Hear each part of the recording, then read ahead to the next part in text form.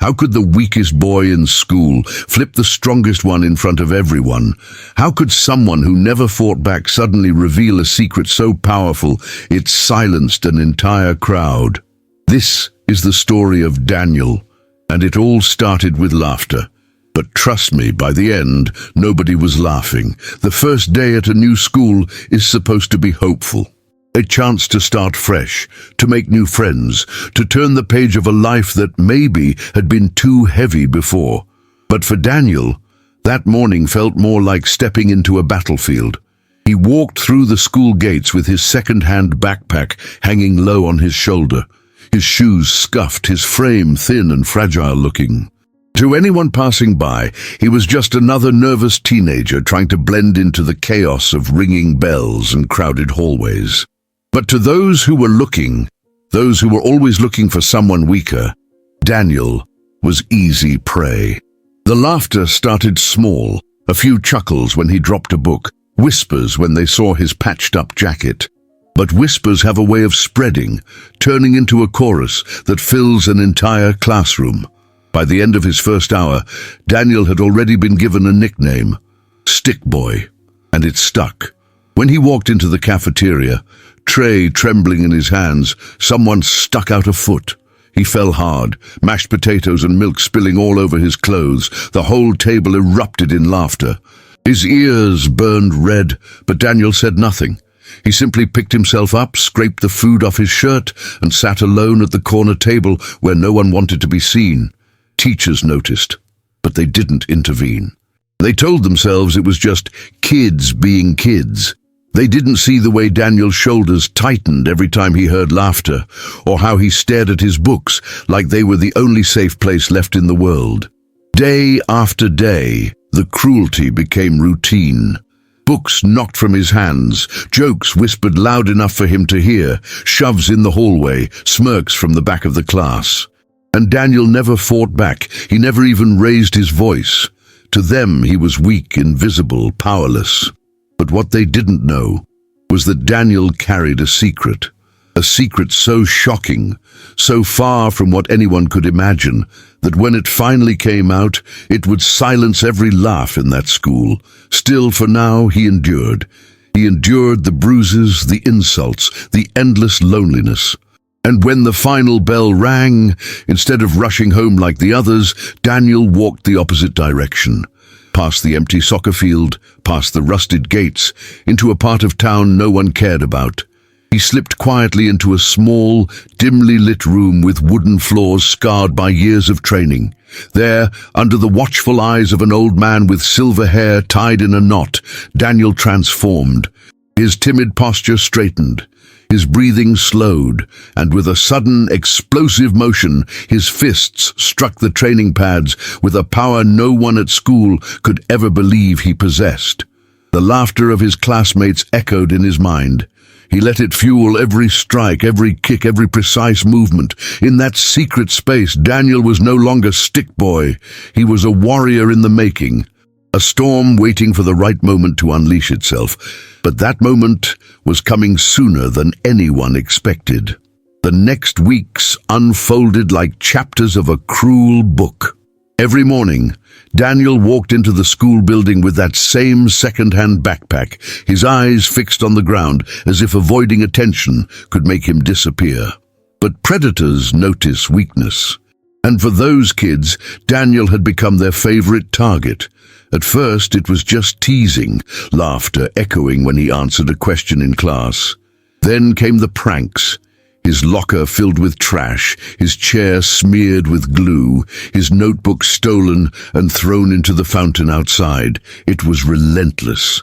One afternoon, as the autumn sun cast long shadows across the courtyard, a group of boys cornered Daniel near the bike racks.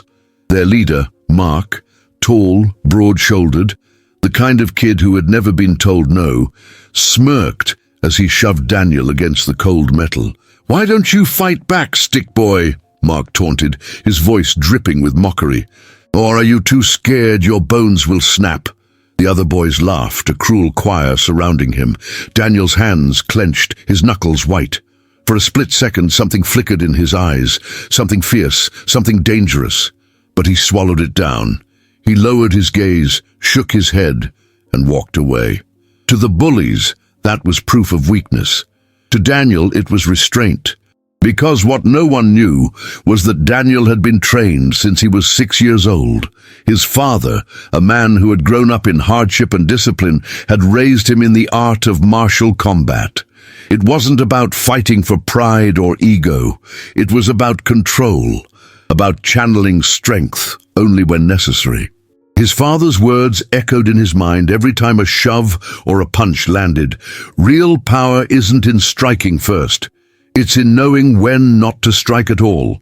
And so Daniel kept his silence, though his body burned with the weight of each humiliation. At school, he was the quiet shadow. At night, he was fire and steel. The dojo became his sanctuary. The sound of his fists hitting the wooden post, the rhythm of his breathing as he moved through forms, the sharp snap of his kicks slicing through the air. It was there he reclaimed his dignity. Every insult became fuel. Every push, every cruel laugh, every name thrown at him. He turned it into strength, but outside the dojo walls the pressure grew. Teachers avoided eye contact when he sat alone at lunch. His classmates whispered when he walked by, some even recording his clumsy falls to post online. The cruelty wasn't just physical, it was digital now. Videos of him stumbling, being mocked, became entertainment for the school. And still, Daniel endured. He endured until the day the cruelty crossed a line. It was late November, the air sharp with winter. The school had organized a charity tournament, a sports day meant to raise funds for local causes. Every student was required to join an activity, and Daniel, with no choice, signed up for the martial arts demonstration. The irony was brutal. The very kids who mocked him were the ones running the event. And when Mark saw Daniel's name on the sign-up sheet, his grin was pure malice. "Stick boy thinks he can fight." Mark laughed loud enough for the whole hallway to hear. "This is going to be fun." For Daniel, it wasn't about fun, it was about survival. Because once he stepped onto that mat, there would be no hiding anymore. The secret he had carried for years was about to be revealed. But would they finally respect him or hate him even more? The gymnasium buzzed with noise. Parents filled the bleachers, teachers patrolled the aisles, and students swarmed in packs, excited for the annual charity tournament. There were basketball games, soccer matches, relay races, each event a chance to show off talent, strength, or school spirit. But all eyes, it seemed, were waiting for one thing: the martial arts demonstration. The mat was rolled out at the center of the gym floor, bright under the fluorescent lights. Students who had been practicing karate and taekwondo for months lined up in crisp uniforms, stretching, bouncing on their toes. Among them stood Daniel, awkward in his borrowed GI, its sleeves a little too short, the belt tied unevenly. From the bleachers came the laughter. Whispers turned into jeers. "Look at Stick Boy. Gonna snap in half if someone breathes on him." Mark, of course, stood front and center of the demonstration group, his chest puffed with pride, his black belt sharp against his waist. He strutted across the mat, throwing punches into the air with exaggerated force, each move earning cheers from his friends in the stands. Daniel stood still, silent, his face calm, almost detached, but inside, his heart pounded. The announcer's voice boomed through the microphone. "Next up, we'll have friendly sparring matches. Remember, control, discipline, and respect." Respect. The word stung. Because in Daniel's world, respect had been stripped from him piece by piece, day after day. The first matches were simple, pairs of students trading light kicks and blocks. The crowd clapped politely, their interest already waning. Until, of course, Mark raised his hand and called across the mat, "I'll spar him." He pointed straight at Daniel. The crowd erupted in laughter and cheers, the moment everyone had been waiting for. A fight between the strongest and the weakest. Daniel stepped forward, his bare feet light against the mat. Mark grinned like a predator circling prey.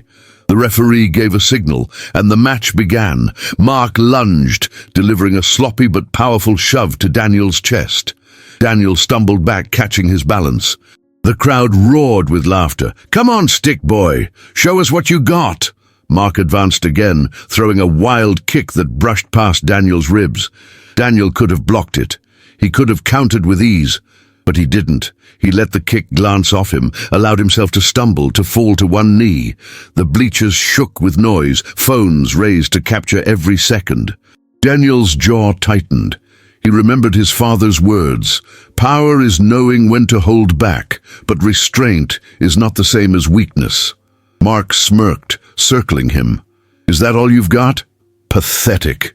The referee moved to intervene, sensing the cruelty, but Mark shoved Daniel again, sending him sliding across the mat.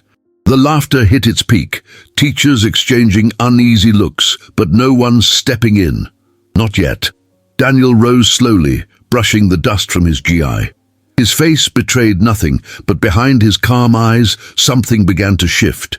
He had stayed silent long enough. The crowd thought they were about to witness another humiliation. What they didn't know was that the boy they mocked every day was a storm chained in silence, and storms don't stay chained forever. The gym was electric with cruel anticipation. Every smirk, every raised phone, every mocking cheer created a wall of noise pressing down on Daniel. On the surface, he looked small, fragile, broken down by humiliation.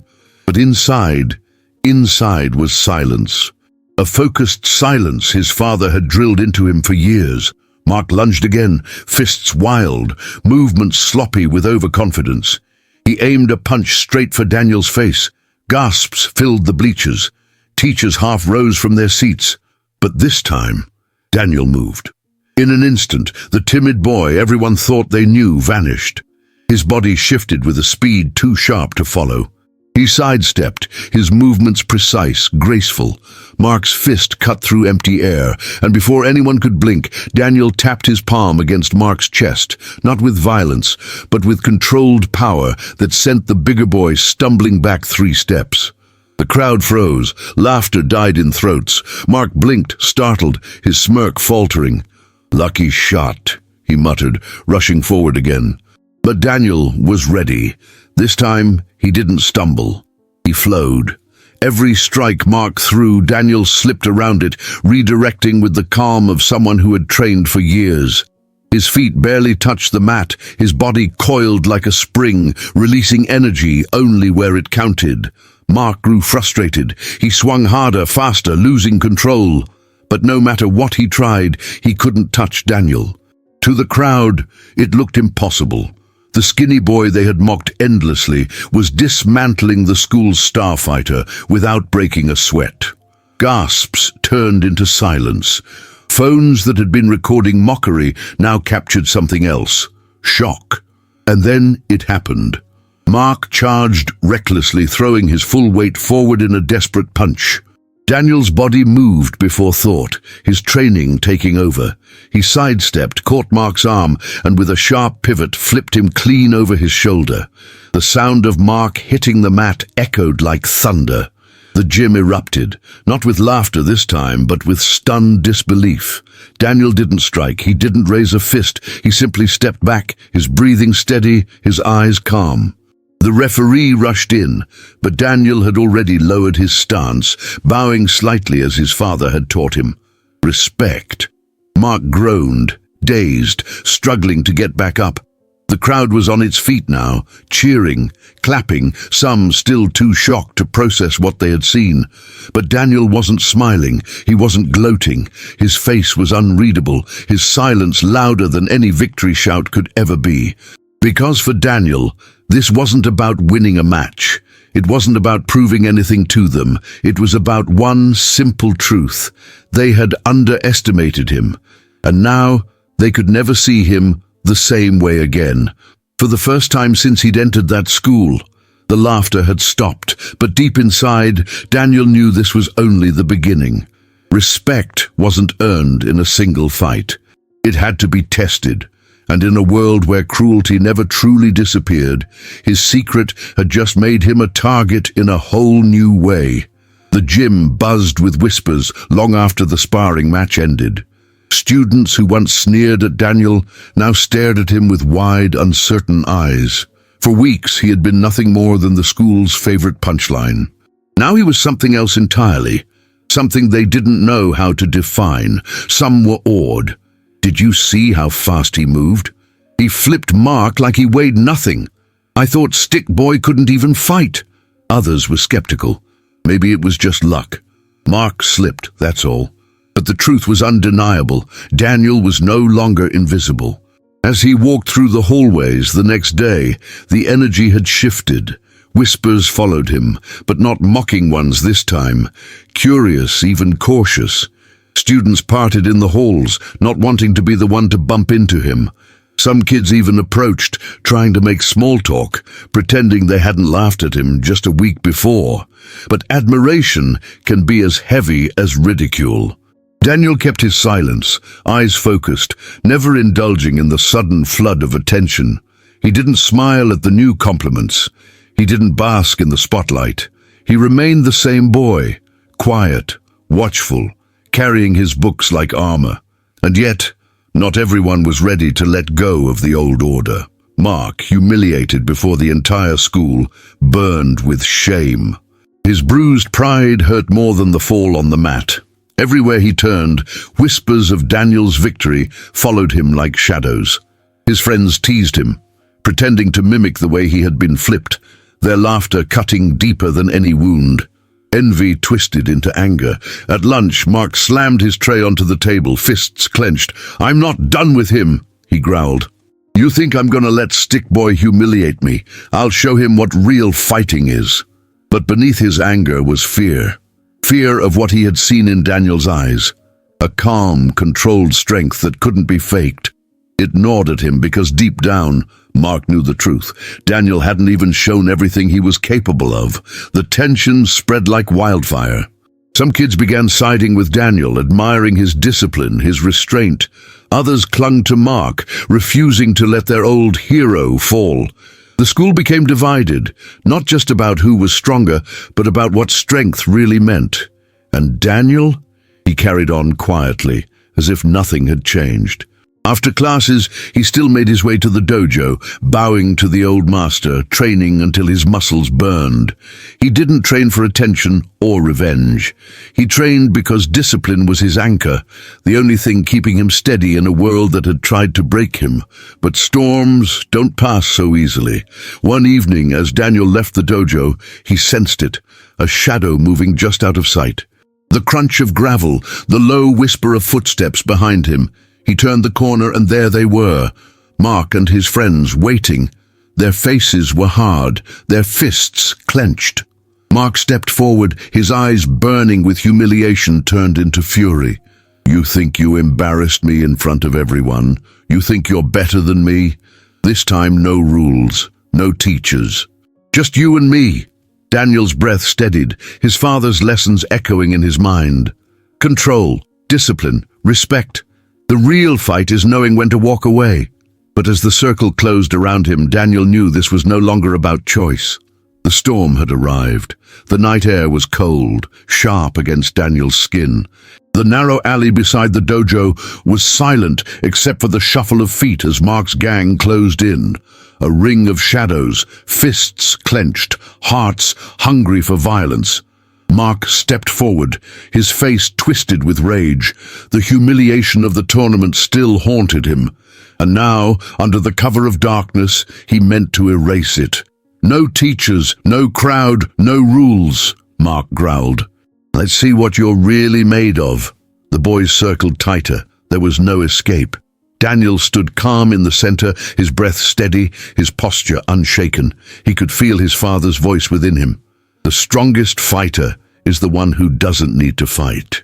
But tonight the choice wasn't his. Tonight the fight had already chosen him. The first boy lunged, wild and reckless.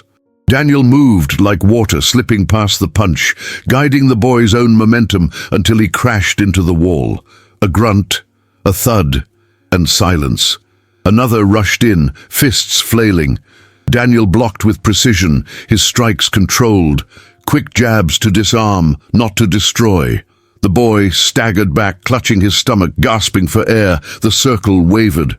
For the first time, Mark's friends looked uncertain. They had come expecting easy revenge. Instead, they were facing something terrifying, someone who fought with grace, restraint, and unstoppable force. But Mark wasn't deterred. His pride had been ripped to shreds, and he wouldn't stop until Daniel was broken. With a roar, he charged. Their fists met in the dark. Mark swung heavy, angry blows, each one fueled by hatred. Daniel countered with calm precision, his movements sharp, economical, every step deliberate. It wasn't just strength, it was mastery. Mark's fury grew wild, desperate. He threw a punch aimed for Daniel's face, sloppy, reckless. Daniel ducked, pivoted, and in one fluid motion swept Mark's legs from under him. Mark hit the ground hard, the sound echoing in the still night. Silence. The gang froze. Their leader, the boy they'd followed, the bully they'd feared, lay on the ground, defeated again. Daniel stood over him, chest heaving, eyes steady. He could have finished it. He could have unleashed every ounce of pain, every insult, every bruise they'd ever given him. The power was his. But he didn't. Instead, Daniel stepped back. He lowered his fists, and then he bowed. The gesture stunned them all. A symbol of respect, even for an enemy. A gesture that said more than words ever could. I will not become what you are. Mark stared up at him, his chest heaving, shame burning in his eyes. He wanted Daniel to strike, to prove his power with cruelty, but Daniel refused. And that refusal cut deeper than any punch could. Slowly, Mark's friends backed away, dragging him with them. No more taunts, no more laughter, just silence. Daniel stood alone in the alley, his breath visible in the cold air. His fists lowered, his heart steady. He had won, not by beating them down, but by staying true to who he was. For the first time he felt it. Not the sting of mockery, not the weight of silence, but something new. Respect. And as he walked home under the dim glow of the streetlights, Daniel realized something. The world would always have bullies, always have those who underestimated him. But he didn't need their approval. His strength was his own, unshakable, forged in discipline and silence. That night, Daniel wasn't just a boy who had survived. He was a warrior who had chosen his path. The next morning, the school halls were different. The whispers were quieter, the laughter muted. No one tripped Daniel. No one knocked his books to the floor. The videos that once mocked him were gone, deleted in silence, replaced by rumors no one dared to speak too loudly. Mark came to school that day with bruises still fading across his arms, his pride more battered than his body. He avoided Daniel's gaze. For the first time in years, the so-called leader of the pack walked alone. His friends kept their distance, unwilling to follow a king who had been dethroned. Daniel noticed, but he didn't smirk, didn't gloat. He simply kept walking, his head held high, his silence stronger than any victory chant. Because deep down, he understood something his classmates had not yet learned. Respect isn't taken, it's earned. Over time, things shifted. Students began to see him differently, not as a target, not as a joke, but as someone untouchable. Some came to him for advice, for help with assignments, for guidance they never expected from the boy they once called Stick Boy. Others kept their distance, ashamed of the way they had treated him. But Daniel never sought their approval. Every day after school, he still went to the dojo. He bowed to his master, trained until his muscles ached, his body and mind sharpening in unison. Strength, after all, was not for show. It was for life. And in that discipline, Daniel found peace, because the greatest lesson his father had given him wasn't how to fight, but how to live. Power without control is destruction, but power with restraint, that is true strength. Years later, when Daniel looked back at those days, he didn't remember the laughter or the bruises. He remembered the silence of the mat, the calm after the storm, the moment he chose not to strike when he had every reason to. That choice defined him more than victory ever could. And for those who had mocked him, the lesson was unforgettable. Never judge by appearances. The quietest person in the room may hold the greatest strength.